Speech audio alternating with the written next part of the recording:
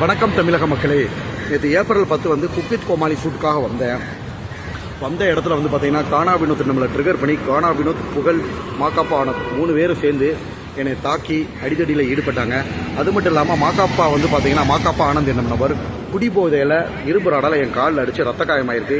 இதன் காரணமாக EVP film city பக்கத்தில் உள்ள போலீஸ் ஸ்டேஷன் நஸ்ரத் போலீஸ் ஸ்டேஷனில் வந்து பார்த்தீங்கன்னா T6 நஸ்ரத் போலீஸ் ஸ்டேஷனில் நான் கம்ப்ளைண்ட் கொடுத்துருக்கேன். ஓகேங்களா. குக் வித் கோமாளி வந்த உடனே புகழுக்கு வந்து பொறாமையாயிடுச்சு. காலையிலேருந்தே கொஞ்சம் முறைச்சிக்கிட்டே தான் இருந்தா. அப்படி கானா வினோத் சொல்லவே தேவையில்ல, நல்லா தெரிஞ்சுக்காங்க. கானா வினோத் ஒரு நல்ல நபரே கிடையாது. ஓகேங்களா. தேவையில்லாமல் எல்லாரையும் ட்ரிகர் பண்ணி சண்டை போட்டு அவங்கள கெட்டவராங்கிறது அவங்களோட வேலை. என்னத்தை பற்றி, குடும்பத்தை பற்றி ரொம்ப தரைக்கிறவாங்க. அந்த வார்த்தையை சொல்கிறதுக்கே அசிங்கமாக இருக்குது. என்னை பற்றி திட்டலாம், என்னை பற்றி தோல் பண்ணலாம், என்னை பற்றியும் என் குடும்பத்தை பற்றியும் ரொம்ப அசிங்கமாக கானா வினோத் பேசினாரு.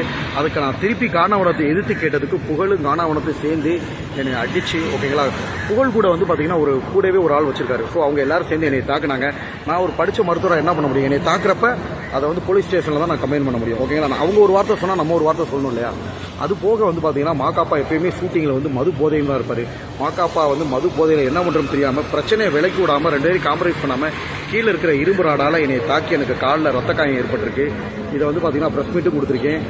அந்த நஸ்ரத் போலீஸ் ஸ்டேஷன் காவல் நிலையத்திலையும் நான் புகார் அளிச்சிருக்கேன். கூடிய விரைவில் வந்து பார்த்தீங்கன்னா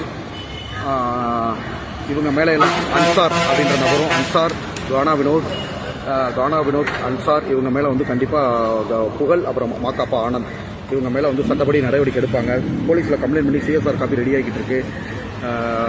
ஆக்சுவலாக ஒருத்தர் வளர்ந்து வந்துடக்கூடாதுப்பா. இப்போ தாங்க பிக் பாஸ் முன்னாடி 5 படம் நடிச்சிட்டேன்.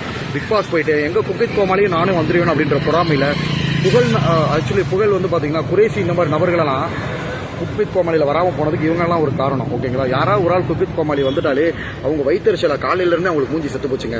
ஏன்னா நான் ப்ரொமோ கண்டென்ட், TRP கண்டென்ட் உள்ளே போயுமே நல்லா தான் பண்ணேன் நான் குக் வித் கோமாளியில். நேற்று நடந்த ஷூட்டிங்கில் இப்போ புகழ்னாலையும் கானா வினோத்னாலையும் எனக்கு குக் வித் கோமாளியில் கிடைச்ச வாய்ப்பு தட்டி போயிடுச்சு. இனிவே இரவேன் இருக்கான். எனக்கு பின்னாடி 8 கோடி மக்கள் இருக்காங்க. கண்டிப்பாக வந்து தப்பு பண்ணவே அணிவிப்பான். புகழ்னாலேயோ மாக்காப்பானாலேயோ கானா வினோத்னாலே என்னோட வளர்ச்சியை யாருனாலையும் தடுத்து நிப்பாட்ட முடியாது. இறைவன் இருக்காரு. கண்டிப்பாக தமிழ் சினிமா உலகில் ஒரு ஹீரோவாக வருவேன். இது பொதுமக்கள் மாக்காப்பா போன்று மது அருந்திவிட்டு மிருகங்களாக இருக்கிற மிருகங்களை பற்றியும், புகழ் போன்ற மது அருந்திட்டு, அதாவது தண்ணி அடிக்கிறது அவங்க சொந்த விஷயம், தண்ணி அடிச்சுட்டு அடுத்தவங்களை போய் தாக்குறது வந்து ஒரு பெரிய விஷயம். ஓகேங்களா. ஸோ இந்த மாதிரி மிருகங்களை பற்றி நான் எல்லாருக்கும் வந்து வெளிச்சம் போட்டு காட்டுறேன். உடனடியாக காவல் நிலைகள், பசுத்தோல் பொருத்திய புலி, மாக்காப்பா போன்ற குடிவெறி கொண்ட மிருகங்கள், ஆக்சுவலாக மதுபானம் அருந்திட்டு குடிவெறி கொண்ட மிருகங்களையும், புகழ் போன்ற பொறாமை போட்டி இருக்கலாம், தப்பே இல்லை. பொறாமை வைத்தறிச்சவங்கள புகழா மாக்காப்பாவா திவாகரான்னு பார்த்தா திவாகர் தான். ஓகேங்களா. மாக்காப்பாவுக்கும் செல்லவே கிடையாது.